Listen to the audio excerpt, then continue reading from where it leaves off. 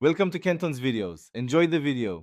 In this video, I will show how to put 2020 GMC Terrain in neutral. Start with your foot on the brake and the engine idling or in accessory mode, then press and hold the brake firmly while you locate the shift lock release slot. Insert the key or a flat tool as required, press the release, and gently move the shifter into N while maintaining brake pressure and ensuring the parking brake is set. Begin by confirming the vehicle is fully stopped and in park with the parking brake engaged, then leave the engine running or in accessory mode so the dash electronics stay active. Keep your foot on the brake and insert a key or screwdriver into the shift lock slot to release the lock.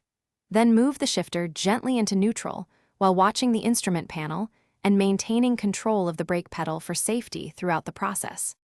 Safety matters when shifting into neutral, so always engage the parking brake and use wheel chocks if you are on any slope, and never force the shifter into position.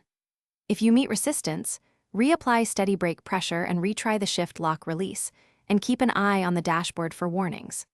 When simple steps fail, stop and consult the owner manual or call roadside assistance to avoid damaging the transmission or Thanks for watching. Consider subscribing if we helped you.